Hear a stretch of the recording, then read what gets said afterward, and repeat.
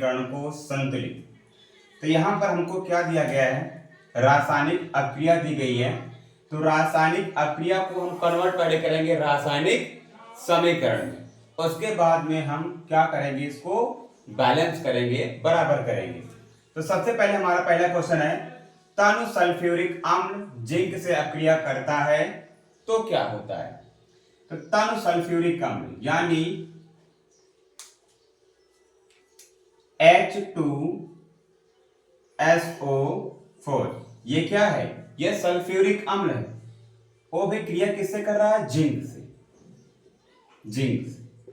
तो सल्फ्यूरिक अम्ल का अणुसूत्र क्या होता है, H2SO4, और जिंक का प्रतीक क्या होता है, Zn होता है। अब ये वाला जिंक इस सल्फेट से क्रिया करके क्या बनाएगा, जिंक सल्फेट बनाएगा, और यहां पर हाइड्रोजन गैस क्या हो जाएगी, निकल जाएगी। तो पहले क्वेश्चन का हमारा आंसर क्या रहा, ये H2SO4 जिंक, और प्लस में क्या बनेगा, जिंक सल्फेट, प्लस में हाइड्रोजन गैस निकलेगी। अब हम देखते हैं इनके तत्वों को।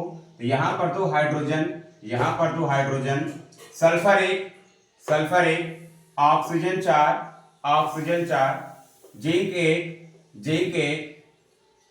यहां पर ये पहला क्वेश्चन संतुलित है। अब दूसरे को देखते हैं, इसमें है तनु हाइड्रोक्लोरिक अम्ल एल्यूमिनियम के साथ क्रिया करता है। तनु हाइड्रोक्लोरिक अम्ल, हाइड्रोक्लोरिक अम्ल का सूत्र होता है HCl, और किससे क्रिया कर रहा है, एल्यूमिनियम, यानी अब एल्यूमिनियम का प्रतीक क्या होता है, Al होता है।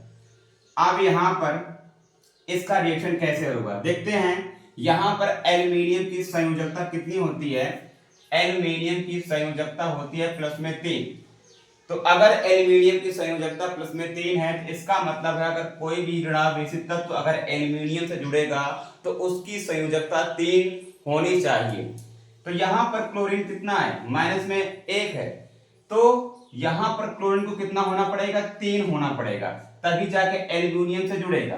तो यहां पर एल्यूमिनियम क्या करेगा, क्लोरीन से अक्रिया करके बनाएगा यहां पर AlCl3, और प्लस में हाइड्रोजन गैस निकलेगी। क्या बनाएगा, AlCl3, और प्लस में हाइड्रोजन गैस निकलेगी। अब क्या करते हैं, अब इन समीकरण को हम क्या करेंगे, संतुलित करेंगे।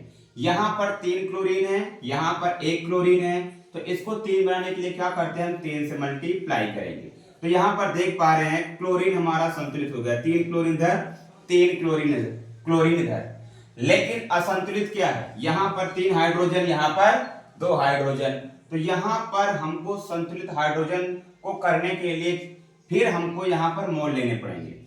अगर हम यहां पर 4 ले रहे हैं, देखो यहां पर 4 ले रहे हैं, तो यहां पर हाइड्रोजन कितना है, 2 है, और क्लोरीन कितना है, 4 है, लेकिन यहां पर क्लोरीन कितना है, 3 है।